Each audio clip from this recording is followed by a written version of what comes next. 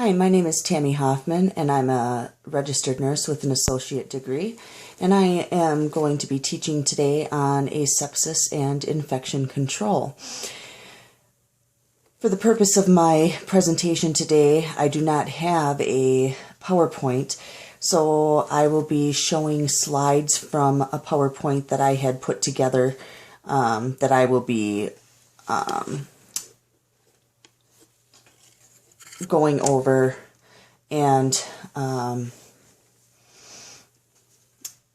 handing out to students to be using for notes, and would be displaying on a normal PowerPoint and up on a projected screen in the classroom setting. So, asepsis and infection control, presented by Tammy Hoffman, RN, ADN. What we're going to accomplish in this class, for our learning objectives, we're going to be explaining the difference in standard-based precautions and isolation precautions. We're going to demonstrate the correct hand washing technique to prevent the spread of infection. And we're also going to describe what bloodborne pathogens are.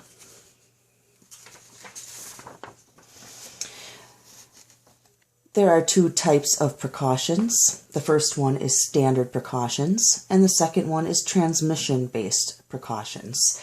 There are airborne, contact, and droplet transmission-based precautions.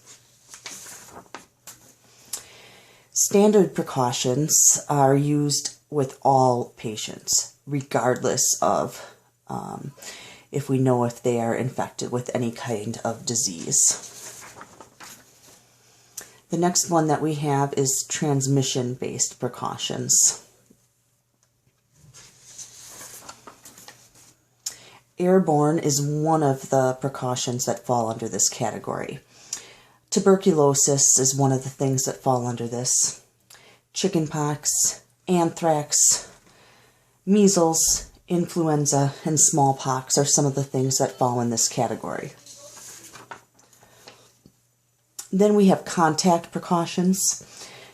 These are some of the hospital-acquired diseases, such as MRSA, VRE, CRE, scabies, herpes zoster, such as the shingles virus, and C. diff are all covered under this category and are spread from person to person, usually in the hospital setting.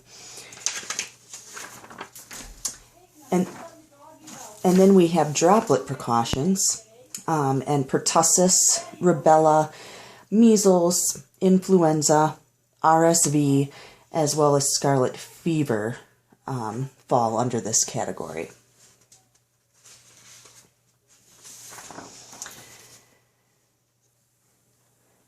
For standard precautions, the PPE that we use for this would be the most important step in infection control. To prevent nosocomial infections is to wash your hands, the single most important thing.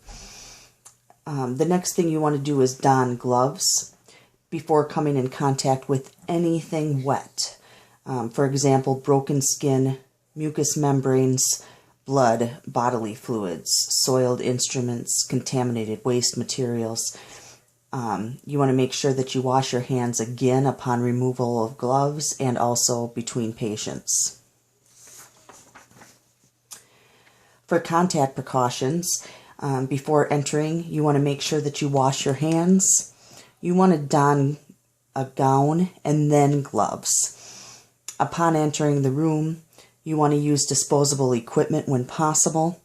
If not possible, you want to make sure that you clean and disinfect all equipment before removing from the room. And then before you leave the patient's room, you also want to make sure that you remove your gloves, then the gown, and then wash your hands.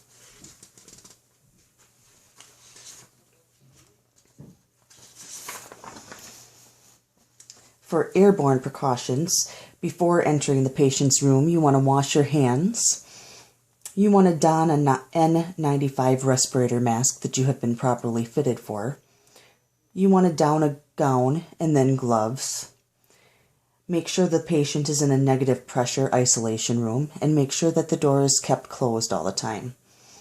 Before leaving the patient's room, remove your gloves, then your gown, not the N95 mask. Keep that on.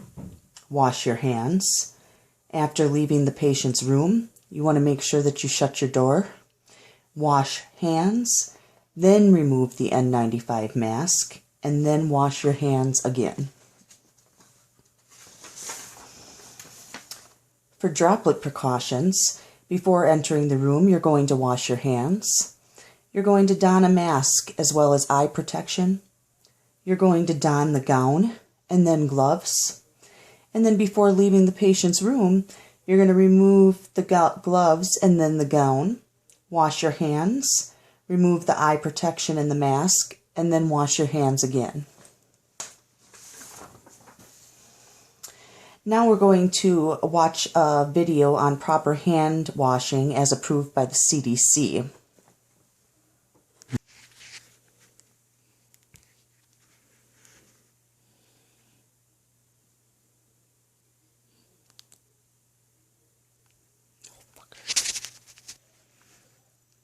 Try and avoid sneezing into your hand because you just contaminate them and then spread those germs everywhere. Focus on sneezing into your elbow, like this, and then you don't contaminate your hands. Turn on the water, wet your hands, apply a good amount of soap and lather up, and then focus on washing your hands for about 20 seconds, about the time it takes to sing Happy Birthday twice. Focus on washing the front of your hands, the back, in between the fingers, around the nails, and so on. And then rinse everything off. Use something to wipe your hands after that, preferably something disposable like a paper towel, and then use that to turn off the tap as well. If you get a chance, use that to also open the door to the bathroom as you're leaving. The best way to wash your hands is using running water and soap, but sometimes we don't have that available. So think about carrying with you a hand sanitizer. That should have at least 60% alcohol content. For more information, visit www.cdc.gov or call 1-800-CDC-INFO. We have one more video that we are now going to watch, and that is on infection control, basic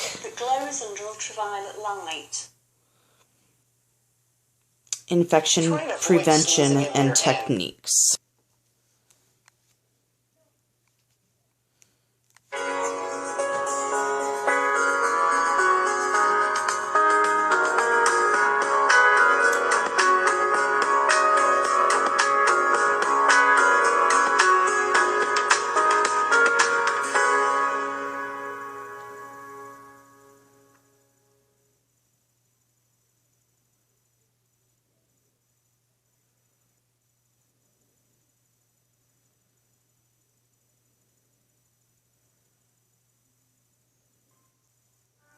Hospital-acquired infection is one of the most common, yet easily avoided complications that occur during a stay in a healthcare facility. It is costly in terms of human life and can impact both medical and financial resources. In fact, the Joint Commission has mandated that infection rates, as well as their etiologies, be closely monitored and steps taken to prevent their occurrence. This program will look at some of the basic interventions that can be done to protect patients and staff. Precautions, sterile versus clean dressing applications, core measures, and superbugs will be addressed later in this 4-part series. Hi, you must be Karina. I'm Susan. You'll be shadowing me today. Hi, it's nice to meet you. Oh, it's so good to meet you. Have you started your clinical rotations in the hospital yet? No, actually, this is my first semester in nursing school, so we haven't started in the hospitals. Our clinical rotations start in 2 weeks. I'm really looking forward to it. I'm ready to take care of patients. Okay, well, that's good to know. We'll start with the basics today. I know you'll enjoy your time here, and it will be a positive experience for you. I can't wait. I have been so excited. Well, let me tell you a little bit about our unit. This is the TCU, or Transplant Care Unit. These are very high acuity patients, so we are staffed like any other intensive care unit. All our patients are either waiting for or have just recently had transplant surgery. Any questions?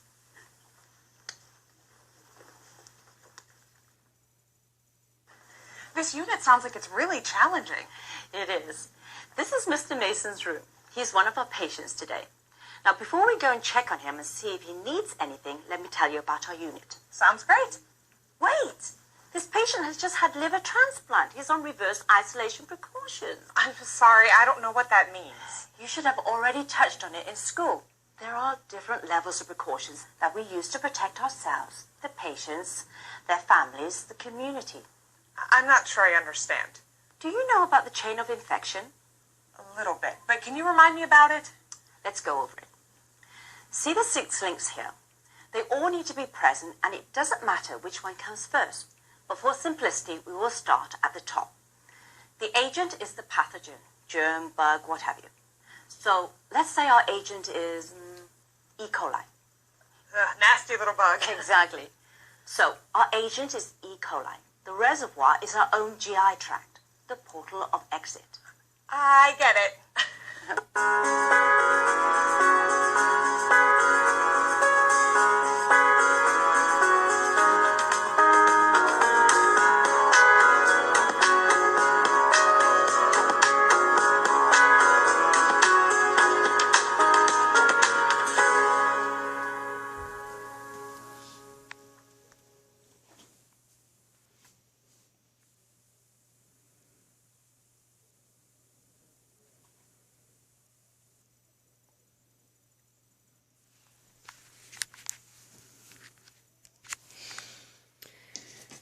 So in summary, we use standard precautions with all of our patients. For transmission-based precautions, we are going to use those with any contact, airborne, or droplet infections. And we want to make sure that we are always aware of any proper PPE that we need to use. And also as well as the correct hand washing procedure. So now we are going to practice working on correct hand washing. Anybody can practice that, and also as well as donning protective PPE equipment. And does anybody have any questions at this time? We will take time to answer those, and then we will have our practice at this time. That will be it, unless anybody has any questions. Thank you.